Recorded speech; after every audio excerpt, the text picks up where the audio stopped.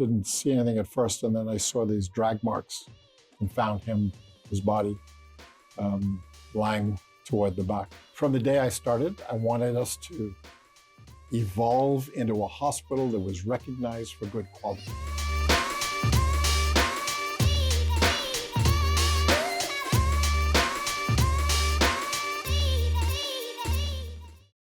Within the Doctors Hospital health system, honoring legacy remains an essential part of who we are.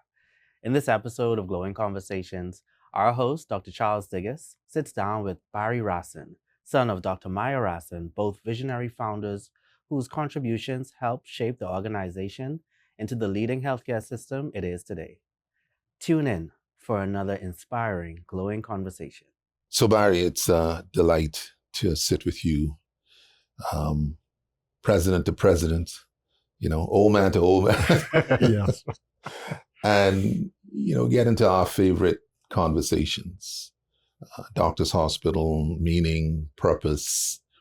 I know we have mutual admiration, so I look forward to having this conversation with you. So welcome and thank you so much for accommodating Glowing Conversations. Thank you for having me. It's great to have this discussion. I looked at the book again. I went through it again so I can be reminded. And the thing that jumped out at me, because I like these significant moments, that significant moment, and you had many throughout the book, but the one that I wanted to get our conversation started with was when you walked off the elevator, when you were called back, and I think you and your wife were called back in Chicago at Rotary International. You had applied subsequent to the death of the leading candidate, and they had a short list of individuals that they'd call back, and you weren't certain what was going to happen, but then you're coming up the elevator, you're wondering, I know a part of you must have thought that either this is going to be an elegant disappointment, or this is really going to be what? And when you walked off, you said there was this applause. Could you go to that moment and try to put that moment into words? All the enormity of what would have just descended upon you, that reality. You want to speak to that? Absolutely. The six of us were interviewed that day. And after they don't allow you to even see the next person. You go in one door and out the next. And so that, I don't know, so I can't tell them the questions. Why would I? And after that, you go back to your hotel and you just wait. And you wait. It's like a long, long time. And I finally get a call, Barry, and this is like one of the staff members, Barry, could you come over? The committee wants to see you again. What about? You just asked me all the questions. Oh, you'll see. So I don't know. I'm mixed feelings. Is this good or is this bad? I have no idea. Get over there. He takes me up to the 18th floor, get off the elevator, and I'm still trying to get him to tell me what's going on. He won't tell me. And they open the doors to the boardroom, and 17 of probably the people I respect most in Rotary stand up and start applauding. Well, you want to have a heart attack, that's the time to do it. But it was just an unbelievable emotional moment in my life when I realized suddenly, what have I done? I'm actually going to be running this organization, which I see as the best humanitarian organization in the world. So it was incredibly emotional experience. Went around the room, shook hands with every person there. They all congratulated me. And the moment we were finished, staff member walked up to me with a book about an inch thick, and this is your orientation we're going to do tomorrow. Because I'm a year late because the gentleman died. And he would have been a great president. So it was kind of a sad moment for all of us. But I told him, well, we're going to have to do this real quick. And as an aside to that, my wife was not there. We don't bring our wives to the interviews. That's all on us. She was actually scheduled for surgery the following Monday. So a lot I had to do that week to get ready for the next step, I did by phone. So she knew exactly what was going on. The first moment was when first person I had to call was my wife. She wouldn't answer the phone. What's with this? I called her cell phone. I called the house phone, no answer. And I know she's waiting. She said she didn't want to answer because she was scared whether it was a yes or a no. So finally she answered and I could start getting on. But yeah, high emotions that day. Yeah, the implications of both. I mean, just top of the world. I'm sure that must have created some strong contrasting emotions within yourself. But you stepped up to the plate, top of an international organization, first Bahamian, first Caribbean person at that level, in that stature in the world. And your journey was on. You were asked to create a theme. What caused you to create this theme, be the inspiration? What was that about? You know, it's interesting. The next day, as I say, we started the orientation. You have to make certain decisions really quickly. And one of those is, what is your theme? Because this is August, and in January, we're going to train the leaders of the world using the theme and the logo and all of that. So we had no time. We had to do it, make decisions, and get it printed, et cetera. But I was lucky. I had been an aide to a president a couple of years before, so I kind of understood the role of president. And he had asked me to make a list of possible themes for him to use. And all I had to do was pull out my phone and look at that list. Immediately, I knew Be the Inspiration was the right theme for me, because I'm a true believer that each of us as leaders need to inspire other people to step up their game, to reach their potential, to do all the good things that they can do in this world. So I wanted every person in Rotary to be an inspiration to somebody else, to help make our world a better place. So it was easy for me.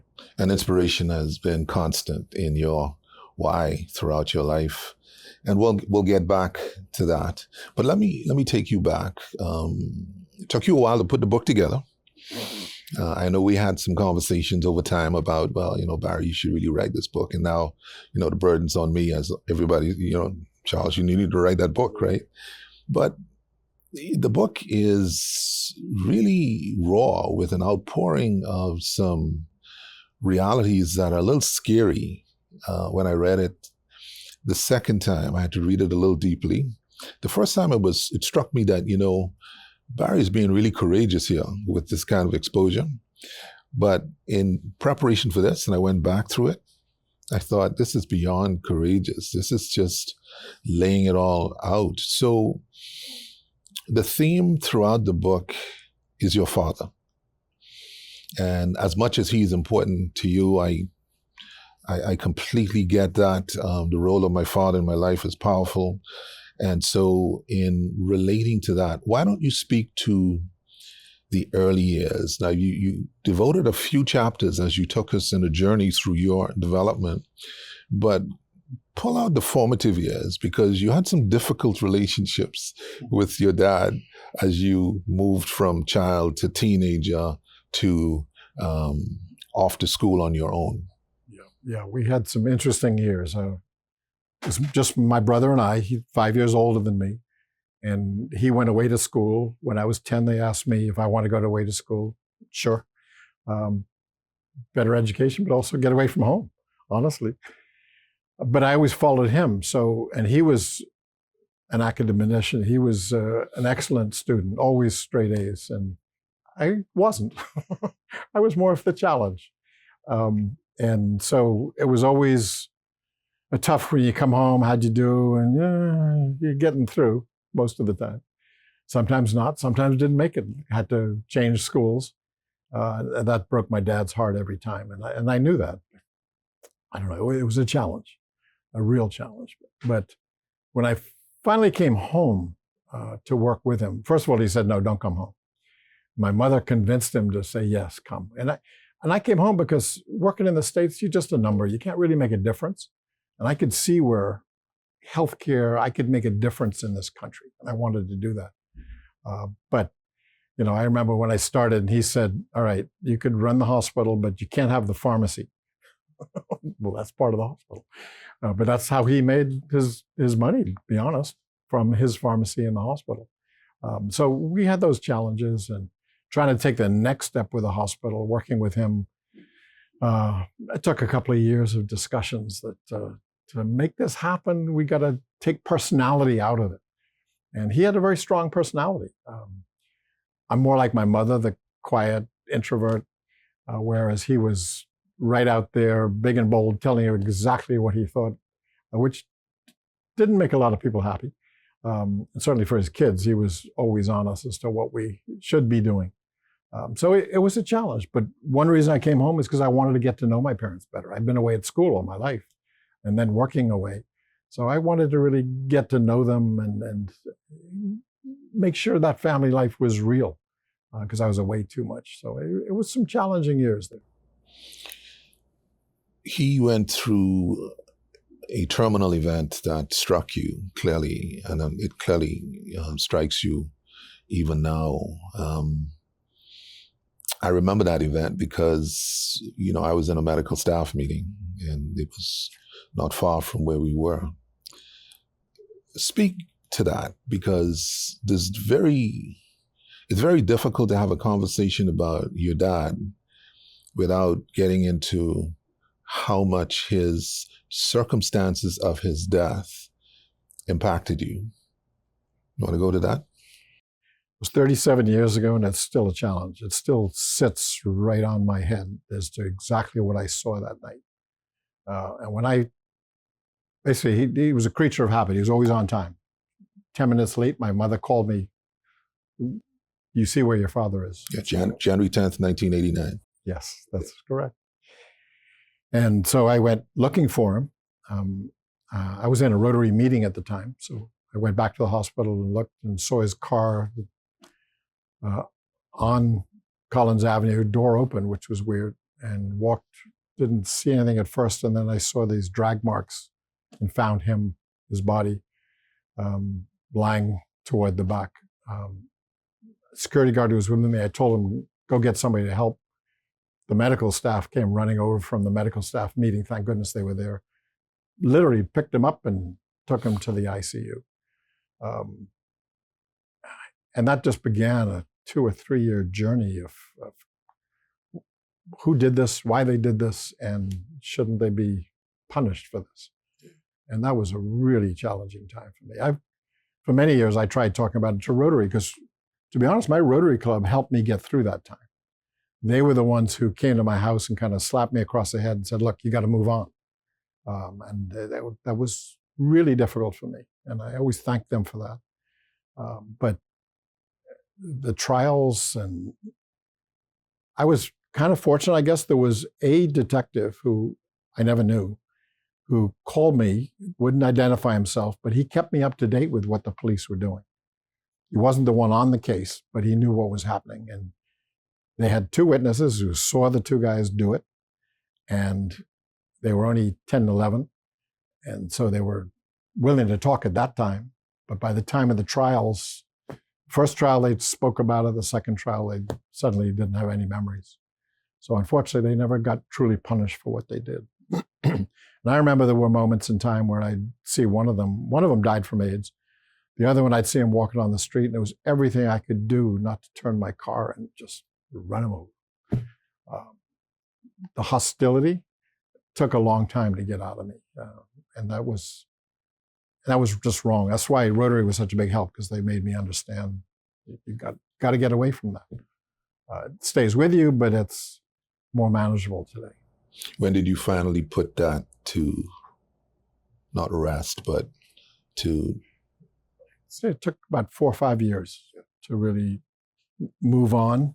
At Rotary meetings, I actually wanted to talk about it to help Rotarians understand this is what we are as an organization, that people, we should help each other. But I got up on the stage and I just couldn't talk about it at all. This is probably the most I've talked 37 years later.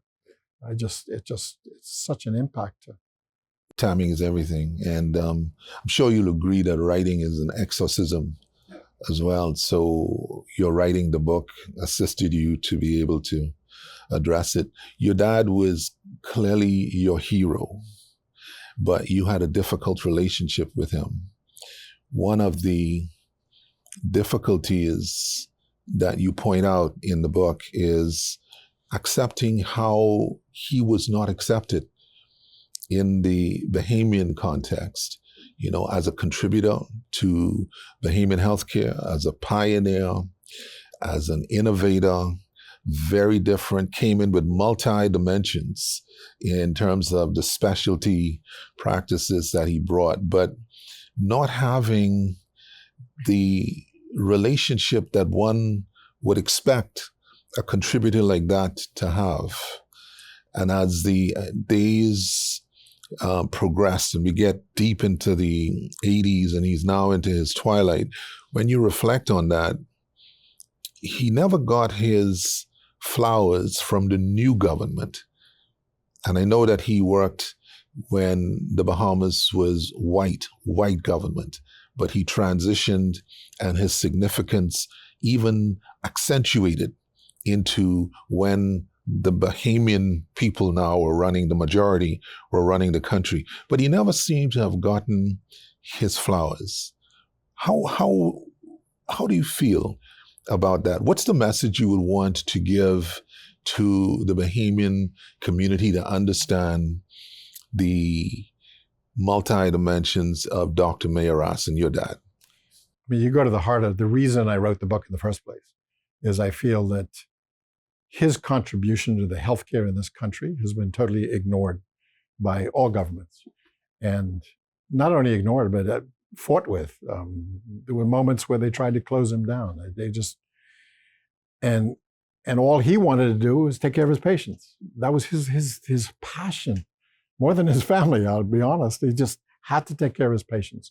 They came first in his life, which I admired, but he was just never recognized for that. And because of his gruff personality, there was a lot of animosity against him, in spite of all the good that he had done.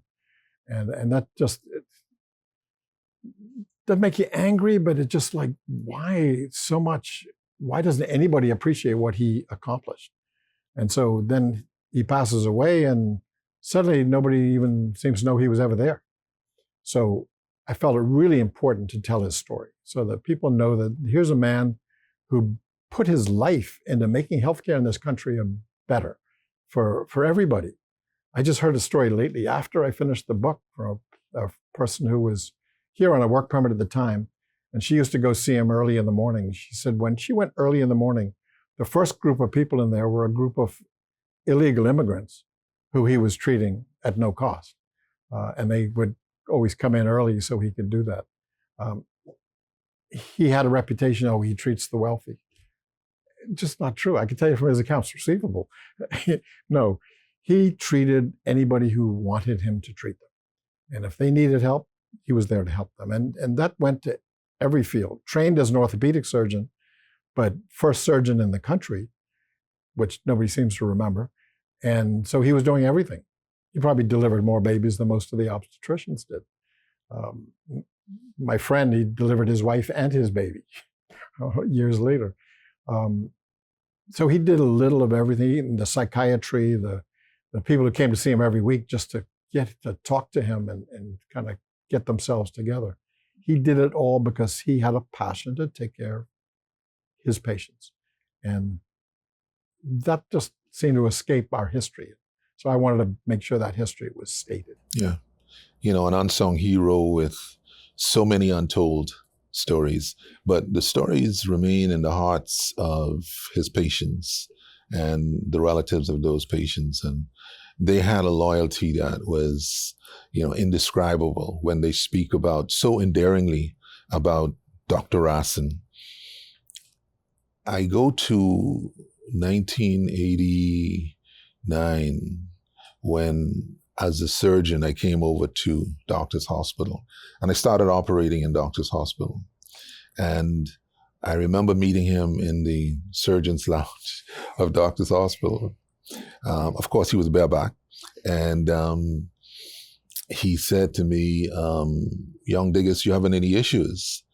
So I said, yeah, there's some instruments that, I think would be helpful for us to get. So he said, go downstairs and tell my son right now what you want, and he will get them. So I was thinking, this must be my lesson in hospital management from an owner, right? But speak to his blunt, frank, irascible nature, because that, though it was expedient for him, that is quite something that one would have to get used to if you ever did. You think that contributed significantly to how he was I want to say rejected, but at least not recognized, especially among his peers? Absolutely, because he said it like it is. As you say, he was blunt and direct and gruff.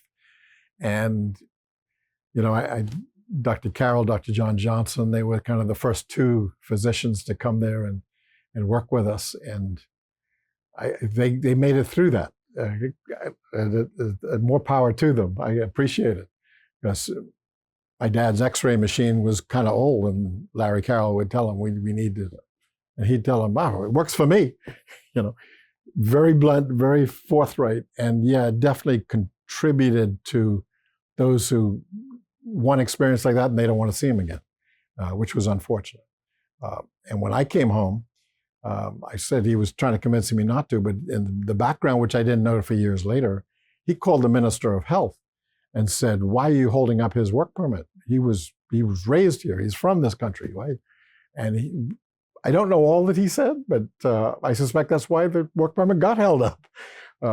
So yeah, he created his own enemies, if you will, because of the things he said. But he felt that that's the way he was.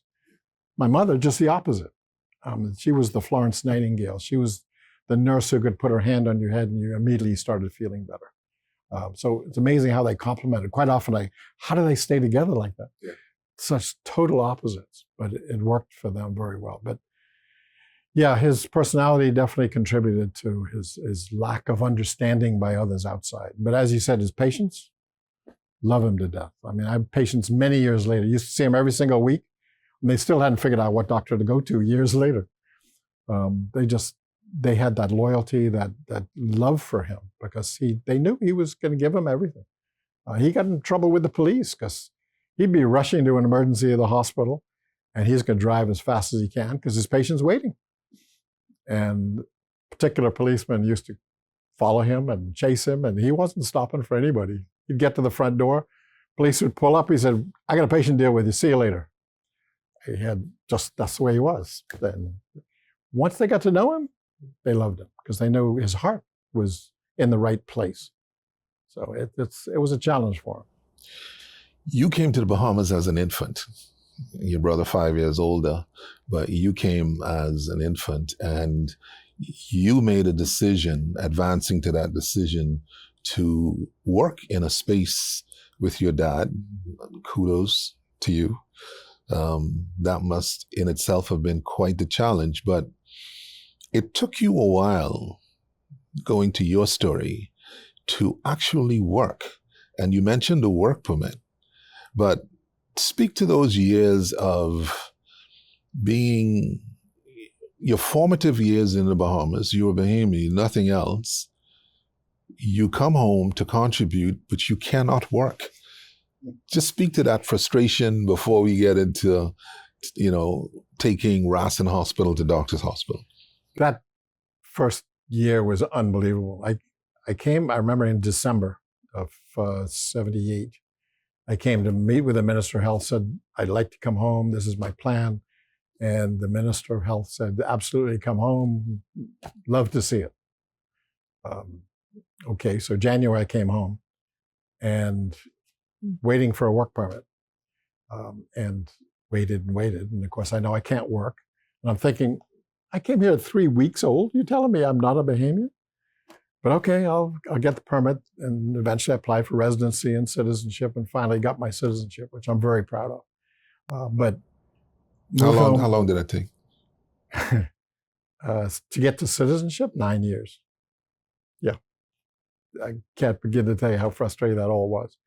The happiest day of my life was when I went to the U.S. Embassy and gave them back the green card. They said, why are you giving this? Nobody ever gives these back. I'm a Bahamian and I want to live here and this is my country. But that first year, when I moved home, wife, 3 kids, 2 dogs, moved in with my parents, and I can't work. So I would go to the warehouse, nobody would see me, and I'd just try to get the warehouse organized. My dad was a hoarder. Yeah. Of medical equipment, etc. Medical equipment, supplies. He would go, every September he'd go and he'd buy everything for the year, except I think he overestimated the year. So we had this warehouse, bigger than our warehouse today, which you can imagine, for the work he had back then, it was just jam-packed. So I'd go in there, try to organize and see what's good, what's not good, just to kill time. But it took 6 months. Finally, in June, I got the work permit and was able to get started. And remember, this is the days before technology. So even just starting I had 11 employees at the time that stayed with us. And tried to do everything myself. I was doing the purchasing, I was doing the books, managing whatever we were doing, trying to get the physicians interested in coming to work there. I met with every doctor in Nassau, went to their office, this is what I'm doing, I hope you'd support me. Everybody was positive, but nobody came. I was scratching my head for a long time about that, but it was because of my dad, and they didn't feel comfortable telling me that's why. That first few years, I don't know why I stayed. I think back, something drove me to, I've got to make this happen. I've got to make an impact on healthcare in this country. That's why I came, and I'm not going to let these detractors stop it. And those detractors included my dad. So it was, some tough times there. You were driven to create Doctors Hospital out of the Rassin Hospital. And you've indicated already how difficult it was for you to wrest control of the Rassin Hospital from your dad, and the journey to get physicians' subscription into Doctors Hospital. But why Doctors Hospital? I know you worked at a Doctors Hospital, but what was the inspiration that said to you, create Doctors Hospital? What was that? It actually wasn't me. We started with 4 doctors who had also said they want to have a hospital. And I wanted this to become a hospital for all doctors. So I knew we had to do something different. Who were the 4 doctors? Dr. Larry Carroll, Dr. Bundy Roll, Dr. Eugene Nuri, and I can't remember the 4th. John Johnson, maybe? Judson, Yeah. yes. Although he came a little later, but he was, but they were meeting and separately, and finally we started talking to each other about how to do this together. And I realized at that point, my dad's got to move out of this hospital so I could really depersonalize. It was all too personal. If I could depersonalize it. And they're the ones who said, look, this is going to be us as doctors, so we should call it Doctors Hospital. So the name came from them. And it took me 2 years to convince my dad that he should sell the hospital. Constant discussions, and why would we sell? You came here to do this. This should be yours. But to me, it wasn't about me or ownership or even him. It was about healthcare. And the only way to get good healthcare was to get all the doctors involved, so they could help not only with the decisions, but bring their patients so that there's a revenue to support the place. So after a long discussion, he finally agreed, okay, we could sell it. Great. So that's when we took the next step and started getting doctors involved. After that, I had to have another year or 2 discussion on, he had to move out of the hospital as well. So that's how he got up to number 9. Doctors Hospital in the 80s came to be recognized as that specialty hospital, quality hospital. It attracted private practitioners from the specialist in PMH, but it also began in technology. What was that commitment? I know your relationship with Larry Carroll perhaps played strongly in that, but from then and even till now, leading in technology and being that innovative remains a thread, a theme with Doctors Hospital. What prompted you to let's do technology? I've always believed you've got to be current in whatever field you're in. In healthcare, the technology changes constantly. So you've got to be aware of what's happening and do whatever you can afford to do. And with Dr. Carroll there with imaging, that was easy because he was very aware and also had a passion to bring us the newest. But I had no money. I mean, I came home with $5,000. My dad didn't give me any money to do this with. This was all on me. And not getting the patients because the doctors weren't bringing patients. We weren't generating anything. So I said, all right, we got to start somewhere. So I went to my dad and said, I got to buy a CAT scan. Doctors don't need CAT scans. We use our judgment. We don't need all that fancy stuff. Okay, so I went to Larry and some others, and okay, we got to do this. So we actually set up a company to buy a used CAT scan for $100,000. It's probably $1 million piece of equipment, but this was used. It's the only way I can get it started. We fixed up a special room for it with the lead lining, et cetera. And we got our first state-of-the-art, although it was used, but for the Bahamas, it was state-of-the-art. And we were able to bring in this technology. But right away, we're starting to think, okay, now we got to move to the next level. What do? We got to get ultrasound. We got to get mammography. We've got to do all the things that patients need from us to diagnose and find out what we can do to help them. So I was always driven for whatever's next. And Larry was always driven for whatever's next in imaging. So it was a good combination. But I still believe we've got to keep looking. I know you've been looking at robotics, and that's got to be where we go next. Extremely expensive. How do you do it when you have small volumes? Has always been a challenge. We don't have that volume of patients that Mount Sinai, where I worked before, had. They could spend the money because they've got 1,000 patients a day. We had 20 or 30 patients a day. But you got to find a way to do it. And I always found whatever came in funds was back out to get the next technology, the next program. When Dwayne Sands came home, we built the heart program around him. That's what we had to do, is to build the technology, is make sure you've got somebody to build it around. When you came, laparoscopic surgeon, first in the Caribbean. We need all the equipment that you need to get that job done. And to me, that was critical. You're not going to get the patients, you're not going to be able to provide the healthcare unless you have the right doctors who are good doctors, know about quality care, and have the tools they need to get the job done. What prompted you to now take Doctors Hospital into Doctors Hospital Health System? What was that next move all about? Part of the same thing. We got to move to the next level. We've got to do more. We've got to be able to take care of more patients. We've got to get more doctors interested in working with us, and we don't have any money. So how do we do that? Well, let's go public. And the way to go public is you've got to have how are you going to use the money that you raise? So to do that, let's become a health system where we truly can provide service to the entire community of the country. And we started, as part of that was the Western Medical Plaza, Doctors Hospital West, so that we could bring care to that end of the island, but also start with a medical tourism product. So really kind of expand our wings into not just an acute care hospital, but to all kind of new ideas in medicine that could help people that otherwise they couldn't get the help from. You introduced the international patient business, medical tourism. We continue to struggle with that, as you know. But one of your seminal introductions was the electronic medical record, Meditech. What prompted you to do that? Again, it's technology. We're doing everything manually.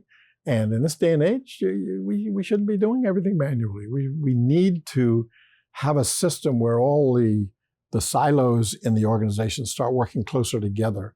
And part of that is that communication. So that if the lab has a result, it immediately gets to the emergency room so the doctor can do his faster diagnosis. It speeds up the process and gives better healthcare. So to me, bringing in Meditech, bringing in that kind of technology, the digital world, helps to provide better healthcare for our population. Just by going faster, by being more accurate, by providing the results on a timely basis.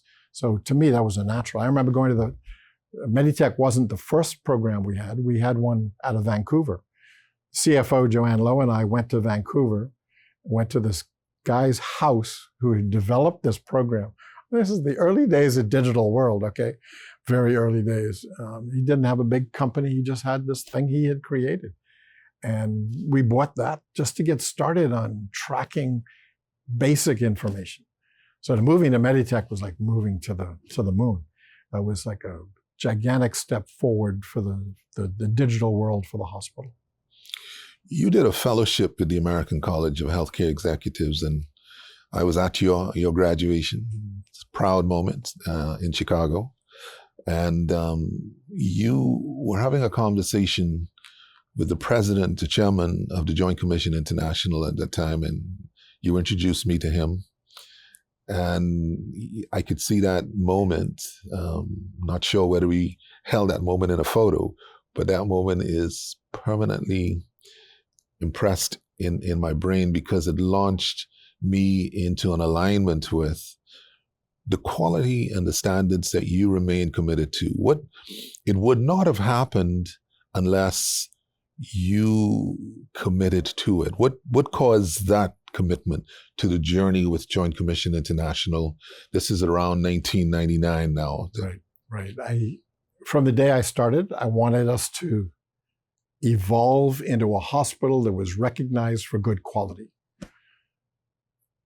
We did that, but only us were recognizing us. To really be properly recognized with good quality of healthcare, you need outside agency. So I wanted to be an accredited hospital, which shows our local population that not only do we think we're good, but somebody outside has evaluated us to the nth degree and has said, yes, you are doing good things and you're really doing a great job for your patients.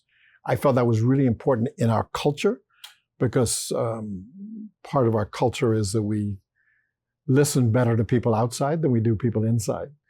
So having an outside agency come in and review us and give us that stamp of approval and say, yes, this is the first accredited hospital in the Caribbean, to me, that was really an important time. It took us 10 years from the time we decided to the time we actually got the accreditation, because you've got to meet the standards. And that's great because that gives us standards to follow. Otherwise, we're creating our own standards. This way we had approved standards that people recognize that this is the standard of healthcare in the world. And we meet those standards. To me, that's critical for us. We've always got to meet those standards, and you've kept it going. We've been accredited a couple of times since, and we've never fallen down on that. And I think that's fantastic. And that should tell the public, yeah, this is the hospital to go to. This is the health system that is going to do the best they could possibly do to help you when you need it. Let's go to 2016. You're the president of the hospital. You're in your twilight, also getting older, but it's certainly in your twilight. You've made all of these significant contributions to the development of Doctors Hospital Health System, healthcare in the Bahamas, unquestioned contributions. But you're in 2016. Let's go through the decision-making that occurred either to you or that was forced upon you in 2016. Yeah, it was an interesting time. My friends tell me I should remember the things that I've accomplished, because I tend not to do that. Instead, I look at what we haven't accomplished. Where do we need to go that we didn't get to? And I made a short list of things that I was not achieving. I didn't have a good relationship with the government. Not for lack of trying, but I never could get there. It's a work in progress, by the way. Thank you. I figured you'd have a better chance of that than I have. Well, good luck for that. But that was a big part of it. Yeah. And also, I felt I was in a position where the executive team and I weren't gelling as well as we should. And I'm starting to think maybe that's me, not them. And I didn't want to disrupt where we were headed because we were in a good place. We were doing good things. And I said, maybe it's time to do something different. It's almost 40 years working in the same organization. Hospital administrators don't last that long. And so maybe it's time to do something different. Didn't know what, but I figured I'd do something, and I'm involved in Rotary at an international level, so I'll just keep doing good things and go in that direction. Definitely not an easy decision. Esther really questioned why I was doing this. Why are you giving up your salary? But it was never about money for me. It was about getting quality of healthcare. And I felt I'd done all I could do. And the best thing for the organization was to find somebody else who could take it to the next level to continue building on what we'd started. Just speak a little more to your concerns. You just touched on one concern, but what other concerns or unmentioned concerns? As I say, working with the government, I felt there was so much more we could do if we were more accepted as a member of the healthcare community. And therefore, I was the detraction from having that accomplished. And if we could do more by having that relationship, then I need to step aside. That was a part of it. Working with my executive team was a real challenge for me. The team at that time seemed to be going in a whole different direction and not really focused on making sure we had the best quality healthcare in this country. And personally, your leadership, what was? Yeah, I felt they were questioning my leadership at that point. I had literally moved out to the Western Medical Plaza, moved my office out there so I could try to get the medical tourism program off the ground, and wasn't succeeding. So I'm thinking they probably think I'm failing at that. And I was leaving the rest to them and didn't see it working as well as I thought it should have. So it was just a very frustrating time. I wasn't accomplishing what I really believed we could do with medical tourism. And as you say, we're still working on that. I still think it's an opportunity. Our big drawback is the cost of healthcare. We're competing with Colombia, Mexico, Thailand, who they could charge pennies.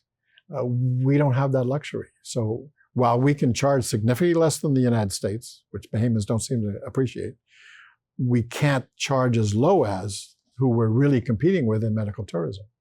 But we can have better quality. And I just couldn't put it together to get the business going. So Rotary became a purpose realized, no doubt. Which of the experiences, and there's probably hundreds, but which experiences from that whirlwind of Rotary, top of the organization, Rotary, are top of mind for you? If somebody said Rotary experience, what jumps out for you? The thing that I loved most was visiting Rotary in all parts of the world. In 1 year as president, we visited 60 countries. And not only talking to the Rotarians, but seeing the projects and the programs that we do. Giving 2 drops of polio to a child in Pakistan. And you see the father's eyes when he's holding the baby, he's looking at you, knowing that you just saved the life of that child. Or in Madagascar, going to the hospital where 17 surgeons from India went to Madagascar to provide surgery in specialties they didn't have there. And they did 3,500 procedures in 8 days, saved lives which otherwise wouldn't be saved. And to be a part of that, and I could go through 100 examples like that. That's what I loved most, to see that we talk about it, we talk about how great Rotary is, but to see what we do, to see that little child in Malawi come up to me and point to my Rotary pin and say, thank you. I know people who wear that pin helped us to get toilets in our school. That's what I love. And I'll do that all day long if I can. You know, you're a humble person, and so you're easily embarrassed. But on the topic of greatness, there's no question that your contributions would fill the definition of what's regarded to be great. What is greatness to you, though? Greatness is when you can help another person to achieve their potential. And when you participate in that, mentoring or guiding or whatever you want to call it, when you can help other people to be the best that they can be, to me, that's greatness. That's when you're really making the world a better place. I met your mom, probably the epitome of Florence Nightingale. Very gentle, very empathetic, very firm though, very firm, and not one to be run over. But I was explaining in a meeting recently that her values, as far as taking care of people and taking care of staff, deserve us remembering. For example, food was not paid for by staff back then. Now, you and I are business people. We completely appreciate that if you have an organization of 1,000 people, then, free food means that maybe your top line is much better than, what it is, the reality of what it is. But the principle, though, sits in what we call our strategic priority number 1, which is being the best place to work. My belief is that is a spin-off of what she represented. So you have these women in your world, and I picked these 2 for this piece of the conversation. Your mother and your second wife, your wife, but certainly the one who has made tremendous difference and support for you. You want to speak to your mom and then to Esther? Sure. My mother was the gentle force in the family. If my dad got mad at me and he's going to take off his belt and deal with me, she's going to somehow figure that out and avoid it. So very gentle, but as you say, firm. I always admired the fact that she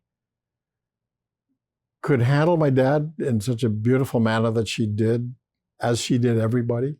When I saw her with patience and realized that, she's who's making you better, it helped me understand that in a hospital, it's not about the medical procedure, the surgical procedure. It's about all the other things that happen in a hospital. It's about the nurse being nice to you.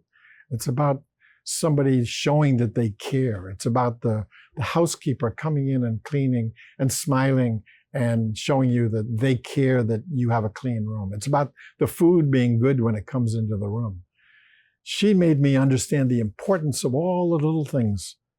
She made me understand the importance of when I walk around the hospital, just say hello to everybody, whether you're the nurse, the doctor, the person cleaning the floor, the security guard, just to chat with them and thank them for what they do. She's the one who made me appreciate treating people with respect, no matter who they are, is critical in life. And I've always appreciated that. You got that power of gratitude from your mom. Absolutely. Absolutely. And Esther? Esther keeps me grounded. She will never let my ego take charge. But she totally supports me. The reason she wouldn't answer the phone when I got the job was because she really didn't want to be traveling the world doing the things that I was going to be doing.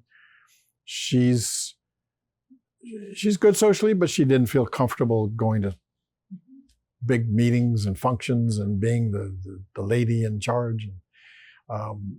But she said yes because she knew I really wanted to do it. And I've always really appreciated her support in not being negative with it, but going with me, getting these things done. And the truth of the matter is they love her everywhere. When I get invitations now, which I still get from around the world, they always say, make sure you bring Esther. They love her because she's also humble, she's gentle, and she's truthful.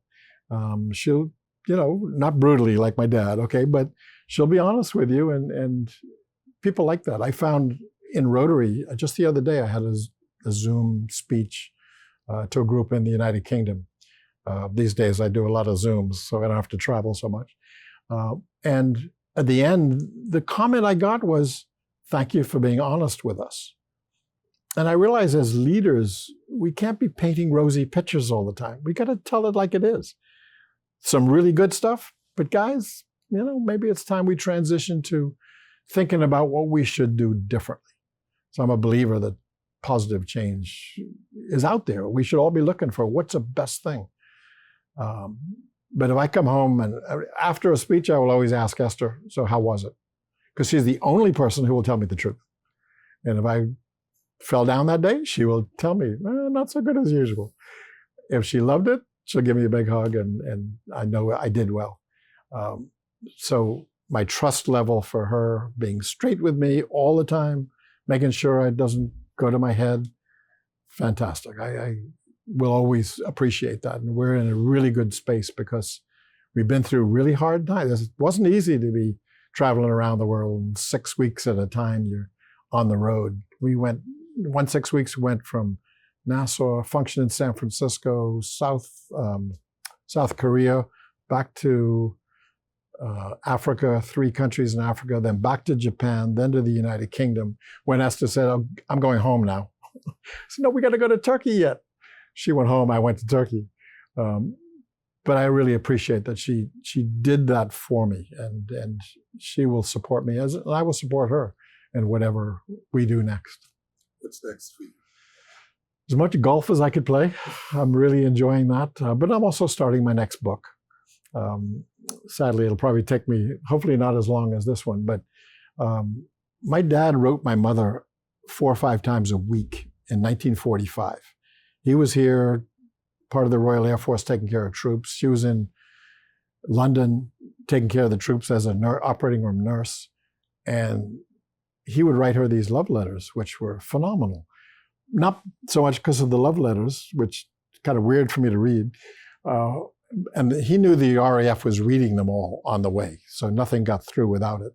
So he was a little careful, thank goodness, of what he said. But buried in there, talking about Nassau in 1945 is fascinating. And I want to tell all those stories. He talks about, he was in charge of the troops here and in Florida.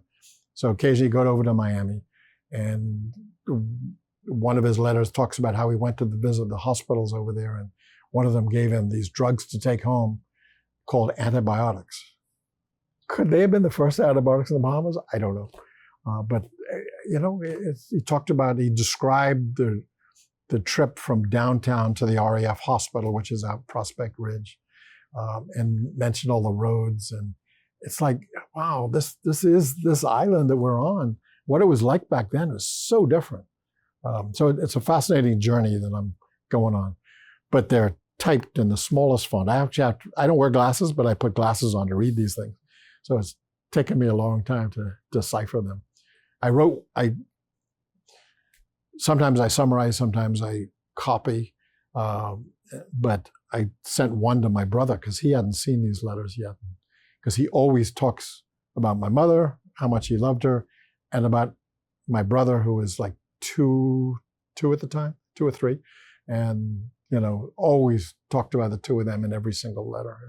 It's wonderful to see. So I want to tell those stories. Fascinating. We look forward to those, then that publication. And now we put the burden on you. But as you say, the second one, much easier, much shorter in putting together. So I want you to be reflective for a moment as we start to wrap this up. What would you, when you reflect, what would you want Doctors Hospital Health System to not become, to not be? What not to become? That's a tough question. Well, we can't fall back and just be a standalone facility, standalone health system. We've got to be part of the national healthcare system. So I wouldn't want us to fall into that trap, well, that maybe I did, that government doesn't want to work with us, so we're just going to do our own thing. We need to keep developing. We need to keep going in a direction that brings healthcare to every person in this country. I don't want us to be the hospital for the wealthy. I want us to be the hospital for anybody. It's tough because we have to pay bills, and healthcare is expensive. You buy the next machine, it could be $5 million. So you've got to have the monies coming in. But on the other hand, how do we take care of people who can't always afford us? There are those who say there are certain things you can only do at Doctors Hospital. Well, there are people out there that means that they can't get that service. I don't want us to stay as that organization that can't give care to anybody who needs the care that we have and nobody else might have. So I really think it's important that we stay focused on being the highest standard, being available for everybody. I love what you've been doing with moving us into off-site areas with rehab, with imaging, with pharmacy, so that we have easier access for members of the community. I think that's fantastic. I was faced with the dilemma of, okay, I'm moving on, but who's going to be here to make sure we go in the right direction, and doesn't have to be the same direction, but the right direction for quality of care. And my first turn was to a corporate entity in the United States, and to have them buy us. And we got all the way to their board of directors when I said, this has to be a Bahamian hospital. This cannot be owned by foreigners. And so I'm thinking about the people I know, and I'm thinking, well, there's one person who always talks about the quality of care. And I still remember your first letter to the board of directors when you came home, and you weren't necessarily happy with everything our board was doing. And you made some 36 points. You made some good suggestions, a little blunt, which annoyed a few of the directors. Yeah, but they didn't talk to me for years. When we talked about it as a board, I said, look, here's an individual who wants to make this hospital better. He needs to sit here on the board. And I always remember that as a special moment, that you took the trouble, the time, maybe even a risk, to write to a board of directors and tell them about themselves, but with good ideas, with things that we hadn't done and should consider. That always stuck with me. So when it was, what do we do next with this hospital? You were just the natural person to move forward. And you may remember that moment in time at a board meeting that I moved over and I asked you if you had an interest in doing this. And you said, let me think about it, as you always do, because you always think carefully about things. And then we came to terms with do it. So I don't think there was another person on this island that I would have turned to ask to do what I asked you to do. So I am, and I think it all turned out perfectly well. You have done all the things that need to be done to keep this as the best hospital in the Caribbean. And I thank you for that. Thank you. What's your favorite movie? Favorite movie is Dr. Zhivago. Dr. Zhivago. Yeah, just telling my wife the other day, I got to watch that again. It's been a while. What's your favorite song? My Way. Yeah, Frank Sinatra. Frank Sinatra, singing My Way. Quite often I do it. I also use the song The Impossible Dream in a lot of my speeches, because I believe we do the impossible dream. You and I, we dream of things that others would say, can't happen. But we believe it can happen. So I think that's also really, I use that in a number of my speeches. Your favorite place to visit? Favorite place to visit? I have to say two. One, the islands of the Bahamas. Nassau does not represent the Bahamas. When you go to places like Exumas, Long Island, where my mother-in-law is now the oldest person on the island, the culture of the islands are incredible, how they take care of each other. We've unfortunately lost that in Nassau. Some of my neighbors I don't even know. But in Long Island, the police force every 2 weeks come and see my mother-in-law just to wish her well, how you doing, bring her a little gift. The islands have that ability to still take care of each other and help each other whenever they can. And I love that. Outside the Bahamas, Italy would be my favorite destination. Love going there. Finally, Barry, how do you want to be remembered? What do you want, not necessarily to be said in terms of your eulogy, but how would you want to be remembered? Ooh, I've never been about me. It's always been about helping others. So I guess I'd want to be remembered as a person who cares about other people to a point that I want to help others. If they're in a good place, to help them get better. If they're in a difficult place, to help them raise up. I think be the inspiration is something that I want to inspire as many people as I can. I want to help that person who feels there's no hope left in the world. So I want to be remembered as a person who gave everything he could to help our world be a better place. Barry, thank you so much. It's been an honor to be able to sit here and have this conversation with you. So many commonalities. Maybe that's born in July commonalities, but it's been an honor. I'm sure that the information is going to be invaluable. It's going to be inspiring, just understanding your journey, your dad's journey, and what's important to you and how deeply you feel about this country we call the Bahamas and this health system we call Doctors Hospital. Thank you so much. Thank you. I really appreciate it. Thank you, my friend.